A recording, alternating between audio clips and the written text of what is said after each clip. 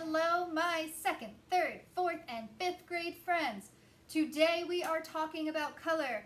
It is Block 2, Week 1, and I'm introducing you to my very special friend, Roy G. Biv. Now, Roy G. Biv is going to be in a lot of songs and videos for this week. It's kind of like, my little gnome best friend. But, as you'll see, I've crossed out the I in Biv.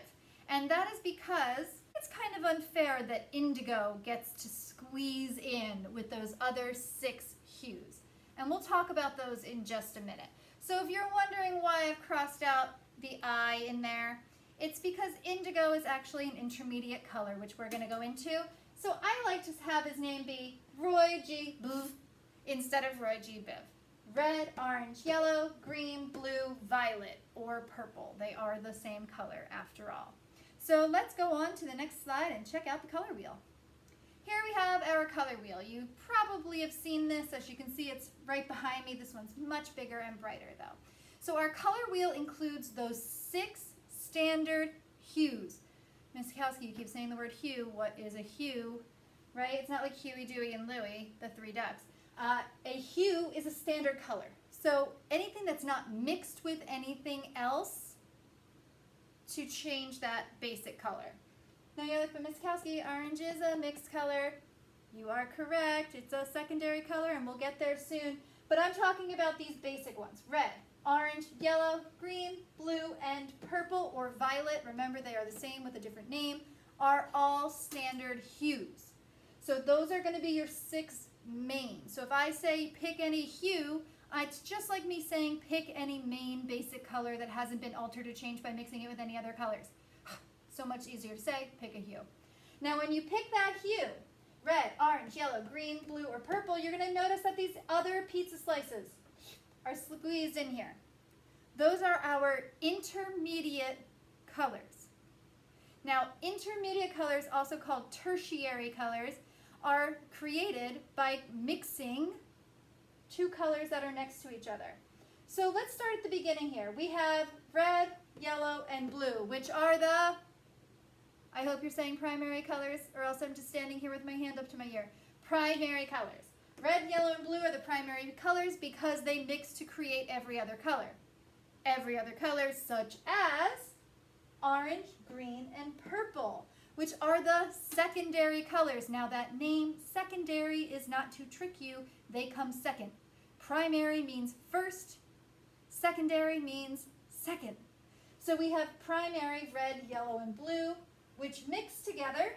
Now if we look at this, we have red and yellow, which mix together for orange, yellow and blue, which mix together for green, and red and blue, which come together to make purple or violet. So those are your primary and secondary. Tertiary, like third, right? Tertiary, sounds weird. Tertiary colors, they are in the middle, which is where they get the name intermediate, okay? So here in between, in the middle of red and orange, we have red-orange, which is a tertiary intermediate color. In between orange and yellow, we have yellow-orange. In between yellow and green, we have yellow-green.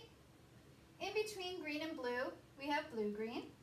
In between blue and violet, there is blue-violet. And in between red and violet, we have red-violet or red-purple.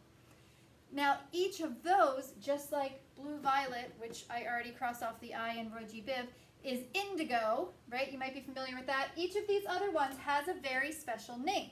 So red-orange is actually scarlet, okay? That might be something you call it. Or orange-yellow is actually like golden or tangerine, you might call it. Then we have yellow-green, which is kind of like a lime green color or a chartreuse. Green-blue, which is a turquoise or teal color. Blue-violet, which is indigo, we should know by now. And red-violet, which is like a magenta color. So you might not always call it yellow-green. You might call it lime-green. But to create it, you need yellow and green. So I hope that breaks down primary, secondary, and intermediate colors for you. Now, there's all these other words on here, on this color wheel, that you probably never paid attention to. Primaries up here, red, yellow, blue. Secondaries over here, orange, green, and violet. Then we have the intermediate colors. We just went over those. Complementary colors. Well, I like to get compliments every day. No, a complementary color isn't this color that says something nice to you.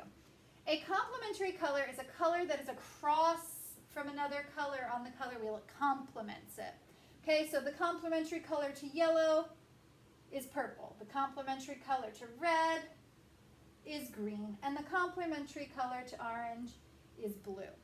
Now, what would happen when you create a complementary color mix is actually not that complementary at all. It's brown.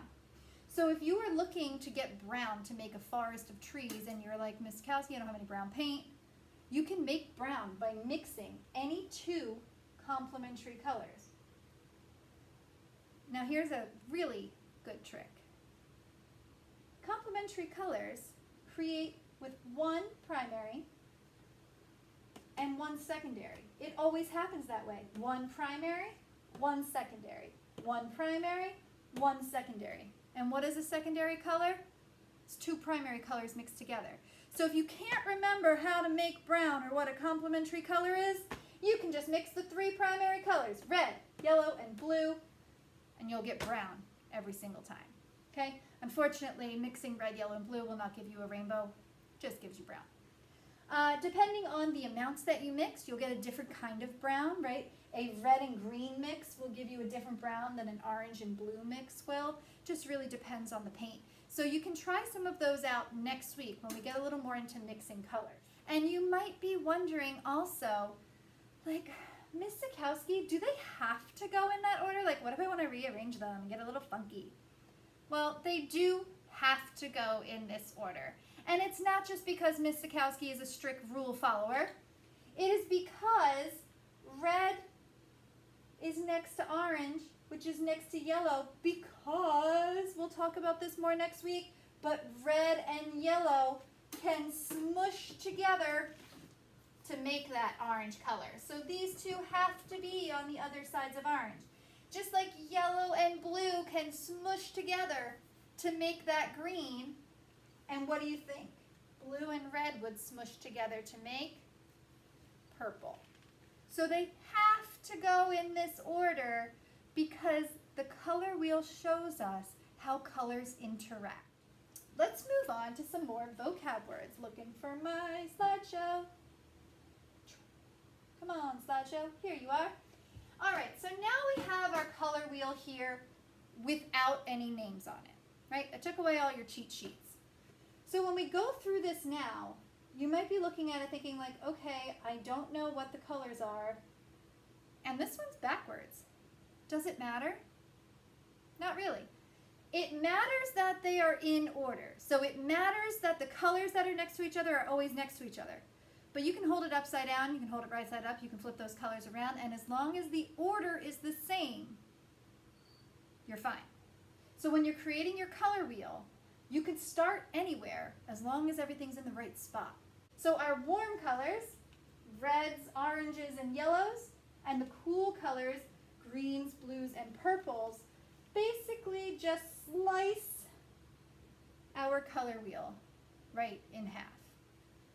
We can take that one step further because remember I was talking to you about the hues, those pure colors, okay? Our hue, red, orange, yellow, green, blue, purple, those are unaltered colors. But what if you're like, Miss Kowski, I like blue, but I like light blue. Light blue is a tint. Anything light, anytime you add a light color, you're creating a tint. Now, if you're like Miss Kowski, lime green, yellow green, that's a light color. Yellow is a light color. No, those are full vibrancy, right? Those are like bold colors. Lime green's like bam. We're talking about those minty greens, those pastel greens, those springtime colors, those Easter colors. Those are all of your tints where you've added white to alter the color in some way.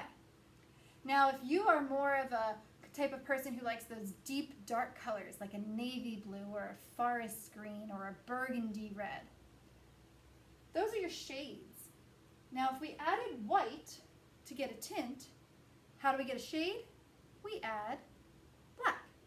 So we have our plain, pure hue, unaltered color. To make a tint, we add white. To make a shade and get it darker, we add black. So what's a tone? Right? It's not just like your teacher saying, yo, tone it down over there. You're too loud.